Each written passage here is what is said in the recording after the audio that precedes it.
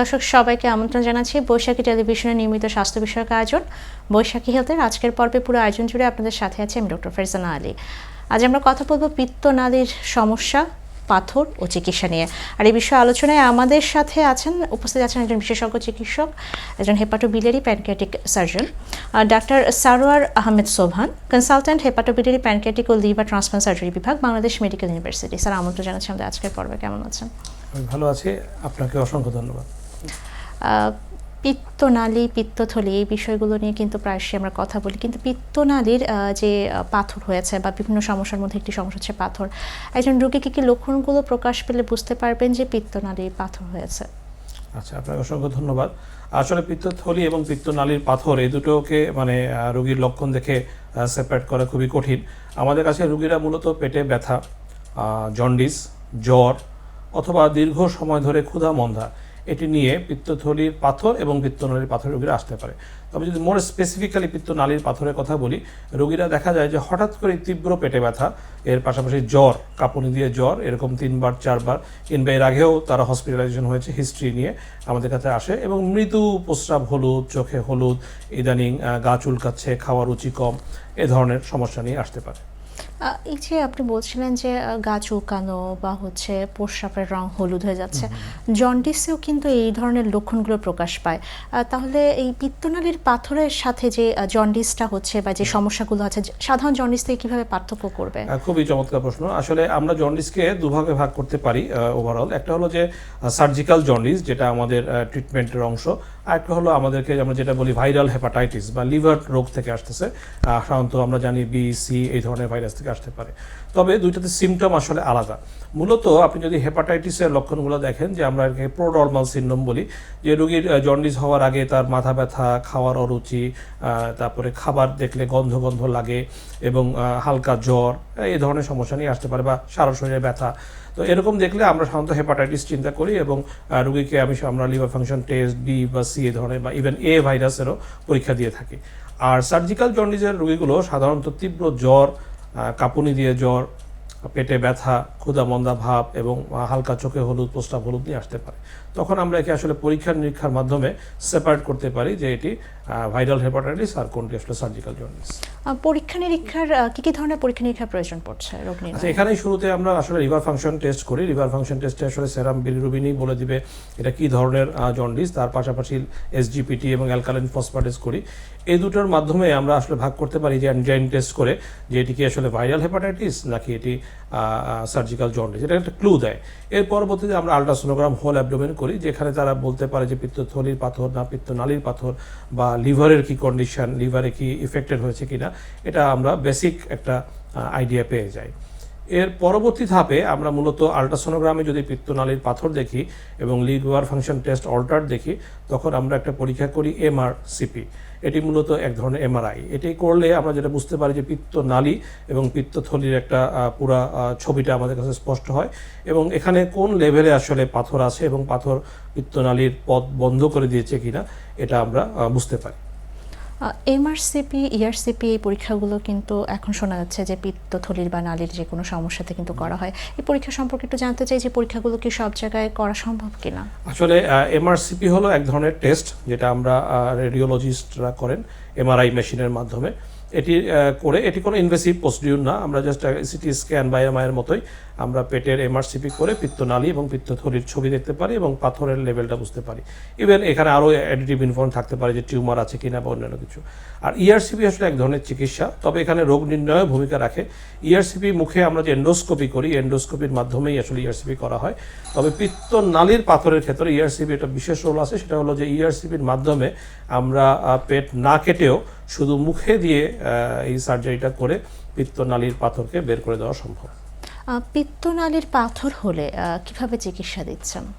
আসলে পিত্তনালীর পাথর বিভিন্ন ধরনের চিকিৎসা আছে, তবে এটিকে কোনোভাবেই ওষুধের মাধ্যমে চিকিৎসা করার কোনো সুযোগ নেই। কারণ যে পাথরটি পিত্তনালীতে যে বসে থাকে বা পথ বন্ধ করে দেয়, তাকে আমরা অবস্ট্রাকটিভ জন্ডিস বলি। এই অবস্ট্রাকটিভ জন্ডিস রিলিফ করতে হলে আপনাকে পাথরটাকে আসলে অপসারণ করতে হবে। মূলত দুটি উপায় আছে, একটা হলো ইআরসিপি বা আমরা যেটাকে এন্ডোস্কোপির মাধ্যমে পাথর রিমুভ করাকে বলি। এটা গ্যাস্ট্রোএন্টারোলজিস্টরা করে থাকেন, মাঝে মাঝে হেপাটোবিলিয়ারি সার্জনরাও করেন। এটি হলো পেট না কেটে মুখে এন্ডোস্কোপির মাধ্যমে আমরা পিত্তনালীর মুখটা ছিদ্র করে দিই এবং সেখান থেকে পাথরগুলোকে বের করে নিয়ে আসা হয়। মূলত এর মাধ্যমেই আমরা সাধারণত 70 থেকে 80% পাথর বের করে দেওয়া হয় এবং রোগী ভালো হয়ে যায়।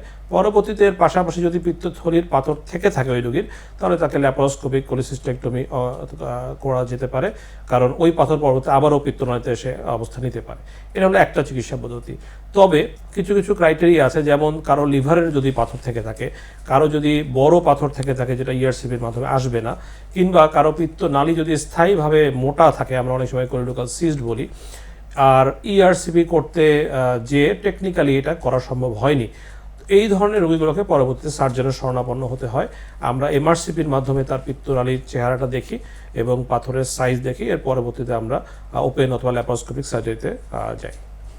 একবার চিকিৎসা নেওয়া হলো, পিত্তনালীর পাথর পরবর্তীতে আবার হওয়ার কোনো সম্ভাবনা আছে কিনা? জি, একটা খুবই ইম্পর্টেন্ট কোশ্চেন, কারণ পিত্তথলির পাথরের ক্ষেত্রে আমরা যেটা বলি যে পিত্তথলি আমরা যেহেতু ল্যাপারোস্কোপিক সার্জারির মাধ্যমে ফেলে দেই, তো সেই পিত্তথলি আসলে ফিরে আসার সম্ভাবনা নাই। সো পিত্তথলির পাথর সেকেন্ড টাইম হওয়ার সম্ভাবনা খুবই কম। কিন্তু পিত্তনালীর পাথর দেখা যায় যে রোগীরা বারে বারে চিকিৎসা গ্রহণ করতে হয়। হয়তো প্রথমবার অপারেশন হয়েছে, পাথর বের করে দেওয়া হলো, এরপরে আবারও ইআরসিপি হয়েছে, তারপরে আবারও বছরখানেক পরে পাথর।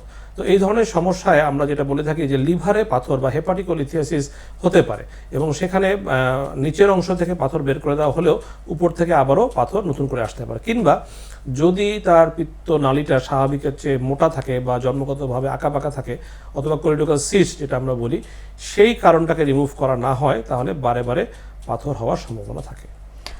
এই যে পিত্তনালীর পাথর প্রসঙ্গে আমরা জেনে নিলাম আপনার কাছ থেকে, অনেক সময় রোগীরা জানতে চায় যে কেন তার পিত্তনালীতে পাথর হয়েছে, এর পেছনে কারণ কি? আচ্ছা, দুটি কারণ আমি আসলে অলরেডি বলে ফেলেছি। দুটি কারণের মধ্যে একটা হলো পিত্তথলিতে তার পাথর ছিল, সেই পাথরটি পিত্তথলি থেকে পিত্তনালীতে এসেছে, যেটাকে আমরা সেকেন্ডারি পাথর বলতে পারি। আরেকটা হলো পিত্তনালীতেই পাথর হতে পারে, প্রাইমারি স্টোন। তো এটা হলো যে পিত্তনালী যদি আমরা অনেক সময় গোড়া অস্বাভাবিকভাবে চিকন থাকতে পারে, সেখানে পিত্তথলি যেতে পারে না, স্ট্যাসিস হয়, জমা হয়। অনেকটা উদাহরণ দেওয়ার জন্য আমরা যদি বলি যে কোনো কলসিতে আমরা পানি রাখলে ধীরে ধীরে তার তলানি জমে, ঠিক তেমন পিত্তনালী যদি আঁকাবাঁকা বা মোটা থাকে এবং সেখানে এরকম তলানি জমা হয়, তাহলে আস্তে আস্তে আস্তে সেখানে পাথর হতে পারে। তো এই দুটো কারণেই মূলত আমাদের এখন পর্যন্ত জানা, যে একটা হলো পিত্তনালীর স্বাভাবিকের চেয়ে একটু অস্বাভাবিকতা রয়েছে, জন্মগতভাবে হোক বা অন্য যে কোনোভাবেই হোক। আর একটা হলো পিত্তথলির পাথর সেখান থেকে গড়িয়ে পিত্তনালীতে এসছে। এই দুটো মূলত কারণই আমাদের পিত্তনালীর পাথর হতে পারে। আমাদের জীবনযাপন, খাদ্যাভ্যাস কিন্তু পরিবর্তন হয়েছে। এই যে খাদ্যাভ্যাস বা জীবনযাপন, এই বিষয়গুলো কোনোভাবে প্রভাবিত করছে কিনা? হ্যাঁ, অবশ্যই। এটির সাথে আমাদের একটা ডিরেক্ট সম্পর্ক আছে, যে বিশেষ করে পিত্তথলির পাথর, এখানে তেল বা চর্বি জাতীয় খাবার বেশি খাওয়া, ফাস্টফুড বেশি খাওয়ার ক্ষেত্রে, এবং আমাদের যে খাবার দাবার চেঞ্জ হয়ে ফলমূল সবজি কমে আসা এবং তৈলাক্ত জিনিস আসলে বেশি খাওয়া, এটার ক্ষেত্রে আমরা মনে করি যে রক্তে কোলেস্টেরলের পাশাপাশি পিত্তথলি এবং নালীর পাথরের পরিমাণটাও আগের চেয়ে বৃদ্ধি পেয়েছে। পিত্তনালীর সমস্যা নিয়ে যখন আসে, স্পেশালি পাথরের কথা যেহেতু বলছিলাম, চিকিৎসার বিষয়ে আপনি কিন্তু বলছিলেন যে কিভাবে চিকিৎসা দেন, আর কোনো চিকিৎসা পদ্ধতি আছে কিনা? আসলে মূলত রোগীরা যেহেতু জন্ডিস নিয়ে আসে, পিত্তনালীর পাথর রোগীরা যদি সিম্পল ইআরসিপির মাধ্যমে পাথর চলে যায়, তাহলে তার জন্য চিকিৎসা অনেক সহজ। কিন্তু বেশিরভাগ ক্ষেত্রে এটা অনেক কমপ্লিকেটেড রূপ নিতে পারে যদি তার পিত্তনালীতে পাথরটি স্থায়ীভাবে বসে যেতে পারে। তো আমরা যখন ইআরসিপি ফেল করে তখন আসলে সার্জারিতে যাই। তবে সার্জারি সবসময় যে খুব সহজ বা ইজি হয় তা না। মূলত পিত্তনালী কেটে পাথর বের করে আমরা অনেক সময় ওখানে টিউব দিয়ে আসি। তবে সর্বক্ষেত্রে এই টিউব দিয়ে আসলেই যে পাথর রিমুভ হবে এমনটি নয়।